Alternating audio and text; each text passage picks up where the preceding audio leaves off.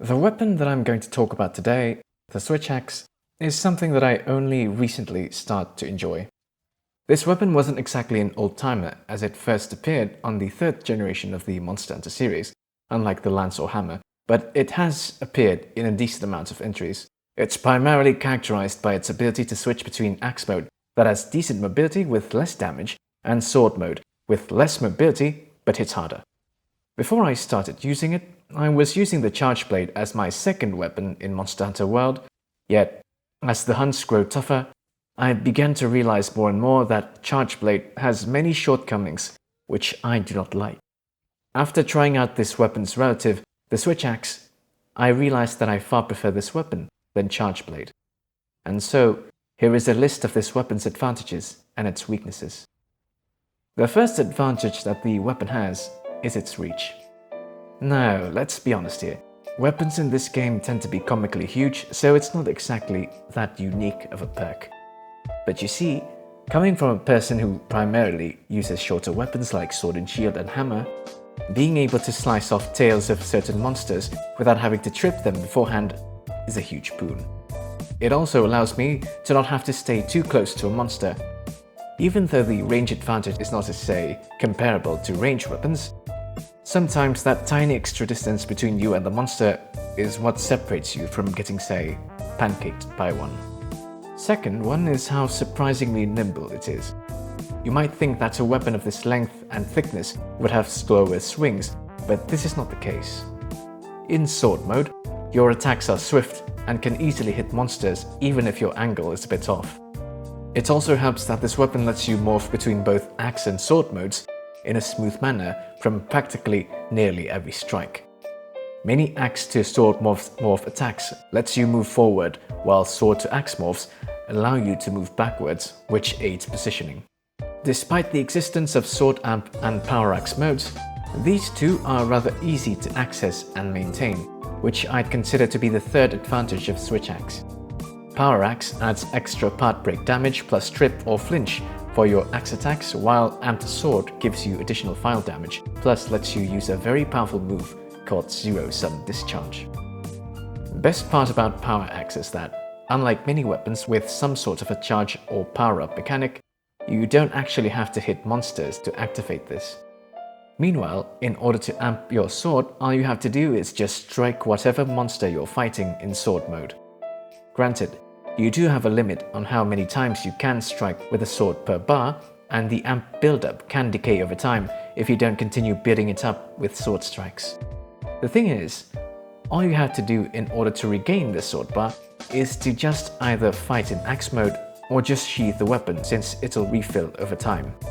Meanwhile, the amp state will have the same duration regardless of what you do with the weapon, so you can just go to town and do whatever you want. Remember the move called zero-sum discharge? This move offers you some unique opportunities that many melee weapons don't give you, which is why I consider it the fourth advantage. The first one is the fact that you can use this move after grappling onto a monster, which allows you to target specific parts that would normally be out of reach for your melee weapons, even with its already decent length. There's a reason why people may try to cheese Fatalis by spamming this move in certain videos and guides.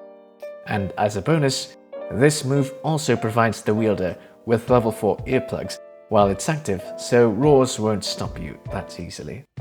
If you're not sure that you can get a huge opening, you can also just prematurely end this attack as well.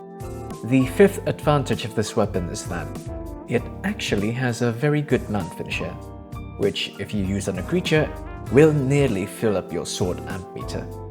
If used on a part of the monster that you plan on attacking, it will let you drop down near said part, and all you need to do to amp the sword is just one double slash. Granted, you can only pull off mounting attacks with this weapon if there's slanted terrain, runnable walls, or if you have glider mantle on, but if you do find the chance to do so, I do believe it's worth doing. Sixth advantage I can think of is that it's surprisingly multiplayer friendly. Sure, in sword mode, the switch axe has wide-reaching strikes, but here's the thing, none of these launch people up in the air. In late game, most people that fight in multiplayer are likely to have at least one point of flinch free, so you can still go to town and do your most powerful combos without the risk of bothering your teammates. Almost forgot, but the 7th advantage of the weapon is that it gets the mind's eye effect when striking with a sword mode. Handy for fighting enemies with absurdly hard body parts like Rajan, when his arms are red and you haven't gotten the opening to tenderize yet. And that's what I can think of. Now is the time where I tell you guys what I think is the main disadvantage of this weapon. I think a big drawback of this weapon is that it doesn't have good defense. Switch Axe has plenty of attacks that allow it to move back and forth, but if you ever want to move left or right, all you get is a hop if you press dodge after an attack. While the hop can be used to iframe through attacks, it may be a bit rough to get used to if you come from weapons that don't do this maneuver. Other weapons like the longsword and sword and shield gives you attacks that start with a dodge, with generous iframes to boot. Some also let you hold the block button, which can save you in emergencies. Switch Axe has neither of these, so you do have to be very mindful of your attacks.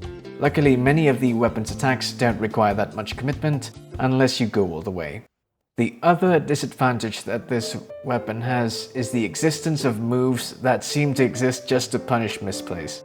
For example, if you don't do any attacks beforehand, instead of doing a morph attack, you're going to be stuck in this slow and clunky morph animation that leaves you sitting still and open to attacks. Another move that may end up killing you is what happens if you try to use sword mode when your sword bar is purple. Same as before, you are stuck in a very long animation that forces you to sit still. Both of these animations cannot be roll cancelled, by the way. To be fair, both of these moves are something that you'd avoid doing as you get used to the weapon over time. But personally, I'm just not a fan of moves that punish you for the sake of punishing. Overall, despite the lack of defensive options besides Fate Slash, I genuinely like the weapon's smooth and rapid combos. I hope this video was useful, or at the very least amusing. If it was, consider subscribing, and as always, have a great time.